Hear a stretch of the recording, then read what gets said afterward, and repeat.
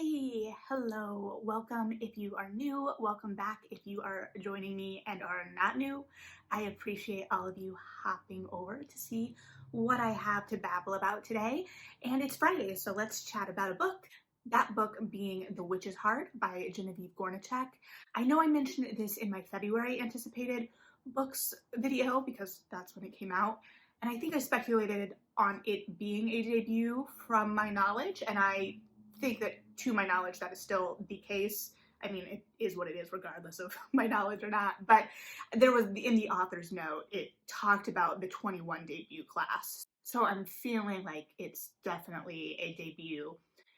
That being said, what is it about? Because The Witch's Heart, while something that I think makes a large group of readers intrigued and likely to pick up a book, me being one of them, is kind of vague also, which is part of like the picking it up, drawing you in, right? You're like, oh, witch, I like witches in my books, but what kind of witch? And so this is actually a Norse mythology reimagining. So this is where my caveat is going to come in. I know, I feel like I'm always prefacing and giving caveats because I do want to properly relay my experience, but I'm always flashing back to in playwriting in college. I almost said high school, but that is false. Our professor was always like, don't preface, just present your work, no prefacing. I would have failed if that were still the directive, because preface. I am going to attempt to say names in this video. You may notice me starting to not attempt to say names anymore after a certain point, because I will have just potentially given up. We'll see. I did look up pronunciations, but I don't have a huge familiarity with Norse mythology. I may mention some Greek mythology, particularly in relation to Circe. And I was very unsure even if I was confident to say that for a long time. Like, is it Circe? Honestly, one of the most useful things I picked up in college was how to say Antigone, and that's about the one I'm confident in. That's what we've got. So babbling about pronunciations aside, I'm mostly just trying to say I'm not attempting to bring down the wrath of gods from many different mythology systems, and yet I fear. Anyway, so this book starts out with our protagonist, and at the beginning, she's referred to, we are introduced to her as the witch, which does make sense in terms of the title, and we can come to know that she had been Gulveg, and she had been burned by Odin basically for not giving him the further secrets of magic, or I believe like the secrets of the universe, or as we come to know it, I think Ragnarok. And so she burns 3 times, and I think we catch after the 3rd. And of course, 3 being a prominent number in kind of mythology systems. Granted, I don't know Norse mythology as well at all. My kind of familiarity comes from both the Magnus Chase series and the Neil Gaiman book. Marvel to a lesser extent for me, because I actually, don't judge me too harshly, I'm not like a huge Marvel person. I haven't even seen the whole cinematic universe. I know. Just stay with me, please. I promise.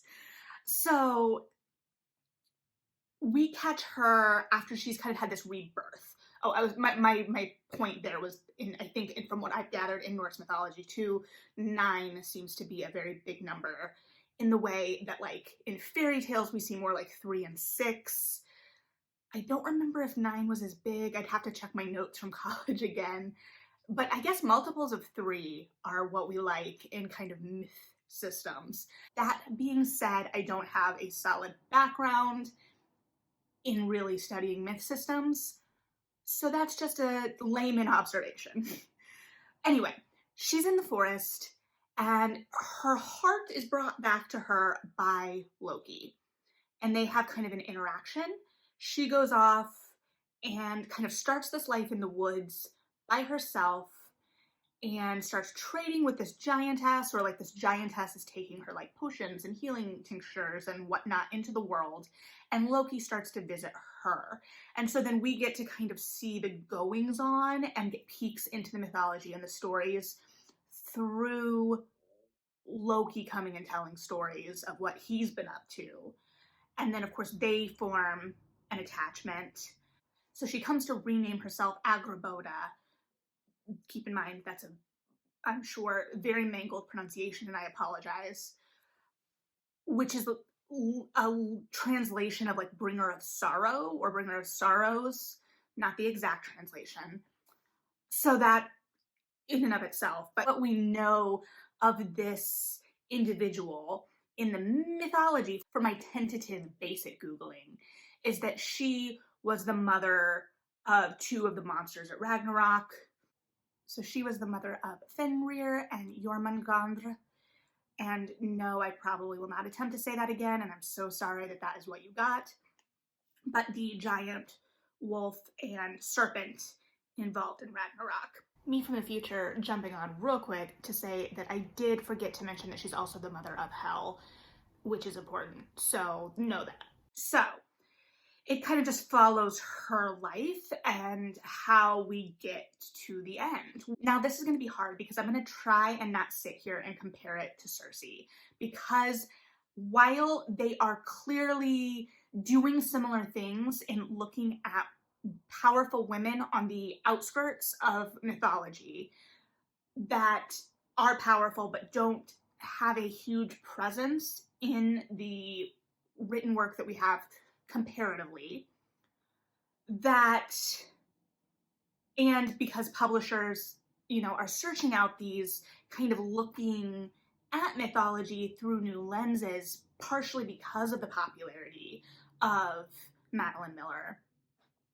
While that is true, and they exist in kind of like the same realm of conversation, they are different works, and it's not fair to look at this book in pure comparison to Circe. However, I will say that as that's my point of reference, and that's a lot of readers' point of reference, and a lot of readers are probably going to look for this as kind of like a next read or a next step if Circe is something that they really enjoyed. I may kind of compare some things in that, but part of it is just to the differences in these women's stories to a certain extent. So I guess all that to say, I'm not putting them up against each other to be like one is better than the other or this or that. I just think that they are good reference points, and reference points that most readers may have or be interested in, I guess. So, like I said, they're both these women on kind of the outskirts, or women living in isolation, partially because of their powers. While Agraboda chooses that isolation, kind of, she chooses that isolation because of, being burned 3 times and not trusting the gods, and so she lives in this isolation. Circe obviously has isolation kind of thrust upon her, and they have to both find their power and their peace and what have you in this isolation. That does play into things in that because she's kind of like on the outskirts, quite literally, of the world. She's in this forest that's on the edge of one of the worlds. We're seeing everything often through other characters' eyes for the outside world coming to her. We'll put a bookmark in there and come back to that because that does change slightly later.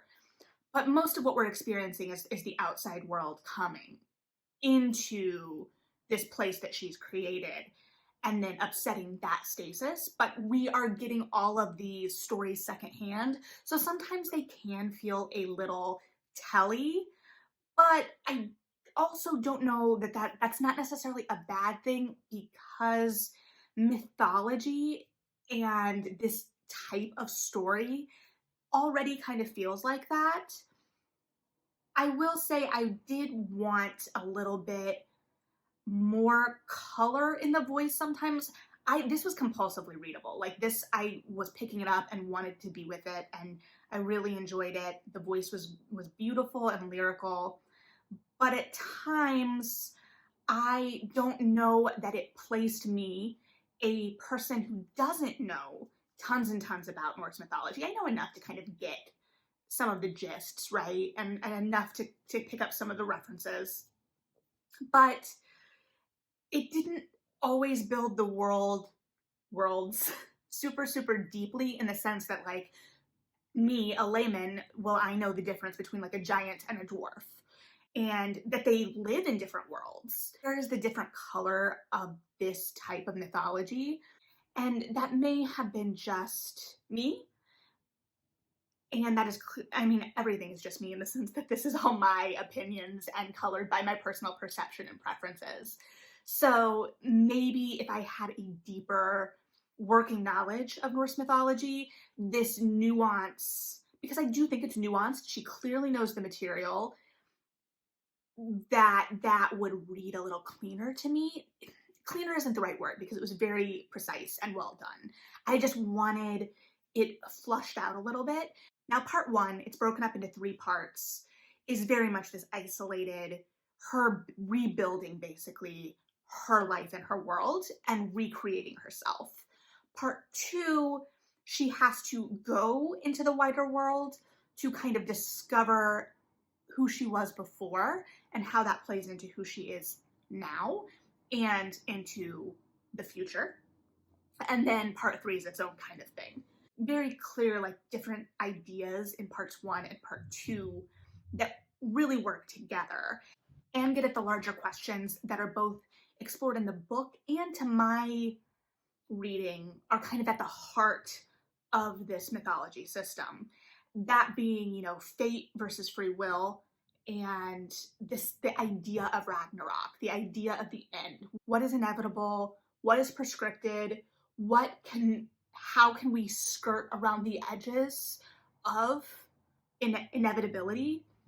And what does sacrifice and all of that, what does all of that mean amidst that? I think too, having a deeper knowledge of Norse mythology, or I wish I'd had a deeper knowledge of Norse mythology when reading, so that I could appreciate if that played into the structure at all. Because I think there was something at play, but just like how much? In the same way that with 1,000 Ships, I talked about in my wrap up, because I didn't do a dedicated video, I wanted a little bit more from the structure there. I wanted it to really experiment and play, because I think that one of the strengths of revisiting, well, not strengths, but part of revisiting these stories, there is 100% validity and importance in viewing these stories both through new lenses, but particularly through female and queer lenses, to kind of reassess how we think of these narratives. But I also think interacting with these stories through new lenses offers opportunity to play and experiment with the structure in conversation with the source material, in terms of how it's written. There's opportunities to mine the source material while still presenting something new. And I'm not saying this failed in that. I'm saying that I don't have the working knowledge to really fully appreciate the depth of which that may be at play. It's hard because you want these characters to be fully fleshed out, but they are also gods and supernatural beings. So, like, it's hard. It's a balance, right? That you have this sense of the epic, and what does the epic mean? And I mean that, like, with a capital E, like, this isn't from an epic, because you have this character who is giving birth to wolves and giant sea monsters. So you're not going super literal. You can't go super literal, because that won't play out in the narrative. It won't work. So what's the balance? And what is the way that emotion and human instinct and human desires and wants and motivations may play into things that we as readers can pick up on and understand, while also knowing that gods and legends operate differently in terms of their motivations.